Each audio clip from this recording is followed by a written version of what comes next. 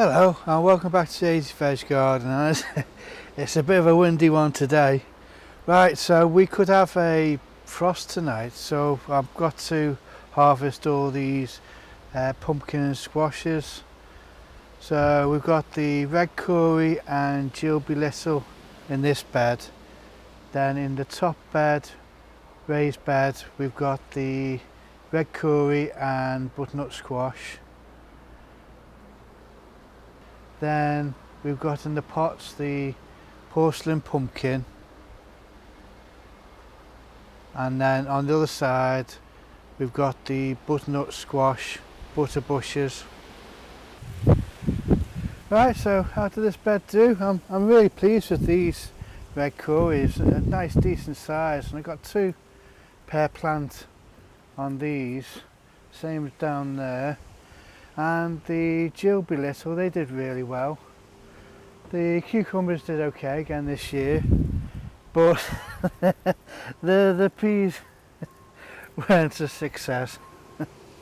I keep on trying to learn how I can get the most out of this bed, so I'll keep on trying with the peas, or maybe I'll try and find a more smaller one that we don't need it to climb up the frames, and then I'll give it a good old hoe, because all these are the foxglove seeds, so they're self-seeded into the bed. So I'll keep on trying to get rid of them at the moment, but what I'll do is I'll give it another good hoe and then top it all off, and hopefully that'll clear the bed then.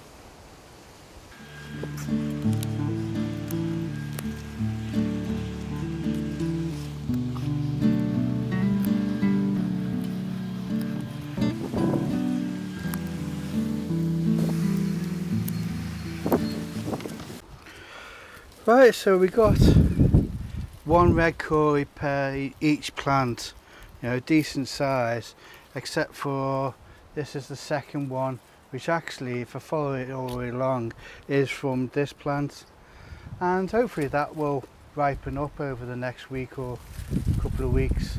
If not, we'll just eat it. And that being the first one, that's what we're going to go off. So hopefully that one tastes alright. And then this one is the one that stunted plant. So this was actually our first Red Kuri that came out, but it seems to stunt the plant, because there's the actual top of the plant. So I'll know for next time to take off maybe ones that I think are a little bit too early, and I'll also wind them round. Instead of winding them round at the top, I'll start winding them off earlier, so yeah, so they just can go off and like that. So we'll see, because they're okay going over each other. That's where this one's gone over and that one's gone over that one, so that's all worked all right. And the wire has worked really well, because it's supported them, and I've not had to support them. I was actually thinking I was going to have to support each one, but they've just worked well. And then we come to the butternut squash, which that didn't work well. I don't know whether they didn't get enough sun because this was full of leaf, or they just didn't like climbing this variety. I don't know, but next time I will do just a butternut squash in all the tubs or containers, and have this bed purely as a Red Kuri bed. You know, it's all about the learning process, isn't it, at times, just to see what you can get away with in your garden. I mean, the butternut squash bushes over there haven't done as well either, so maybe it's just a bad year for butternut squash, or they didn't have enough sun, because that only gets the sun half the day. So maybe what I'll do next year is have all the butternut squash where the courgettes are at the moment. But it's all a learning experience, isn't it? Right, so harvest these now. Right, so these are the porcelain pumpkins. It's a very decorative pumpkin, and we had 6 plants and we basically got 6 pumpkins, so 1 per plant. So it's been nice over the last couple of weeks with all the leaves dying off to see these just still ripening on the arms or vines. I'm still not quite sure what they are, but yeah, they've been a nice one, so we'll see how well these store and how well they taste. Right, I'll harvest all these now as well.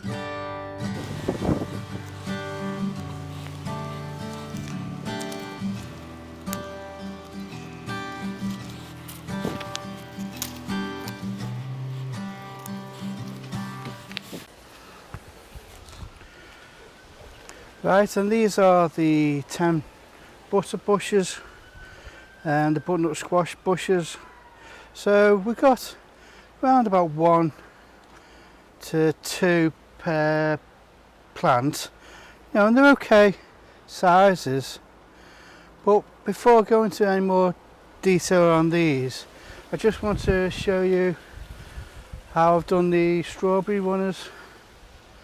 Right, so these are the Christine, which are an early strawberry, and what I've done is any of the runners that were in the beds I've replanted, and I've not been too bothered about spacing because all these are going to be is for 1 season.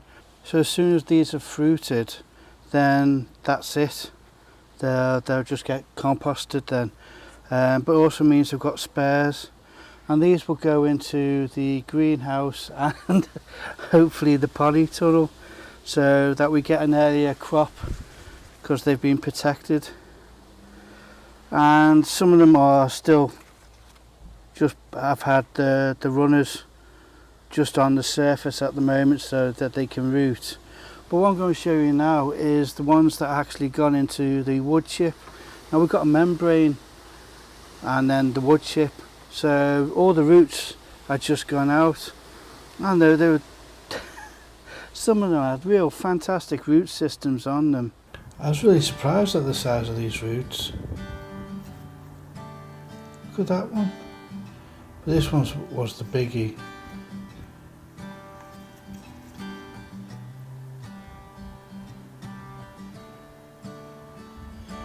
So it really worked just leaving them in the wood chip to develop their roots. So we've got 16 there and another 4 there. So I've actually got more plants because I only had 6 originally in this bed. So I'm going to see what we get from them. It's just growing it for 1 season. You know, as soon as these have fruited, that's it. But we grow many other plants just for 1 season, so I might as well use these 3 plants rather than them all get just put in the compost or put in the garden waste. These get used because, you know, if these all just even get 1 or 2 strawberries from them, that's one, you know, that's 20 to 40 strawberries. So let's see how they go. It's just an experiment, there's nothing to lose. So yeah. And then I've done the same for the sweetheart. So there's 12 plants there. And I'm going to again see what we get from those.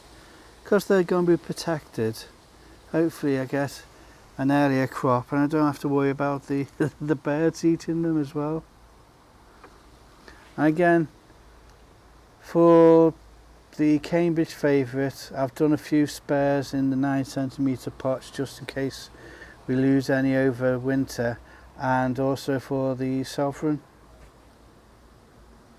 Right, back to the butternut squash. Right, so these are the butternut squash from the butternut bushes, and like I say, I've got 1 to 2 per plant. They're okay sizes. I don't know what the seeds, how big a seeds they're going to have in them, but hopefully they're quite, you know, quite a bit of flesh on them. So as you can see on this side of the garden now, there's no sun, so I think I made the mistake of I had nowhere else to put them.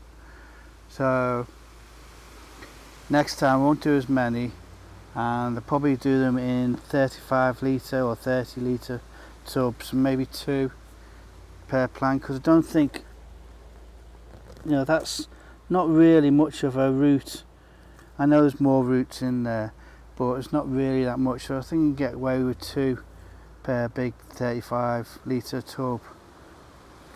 And again, it's been handy though to have the tubs here, because these are where the sovereign runners have landed. So I've also got a few more spares, because there's a few of them that have already died off.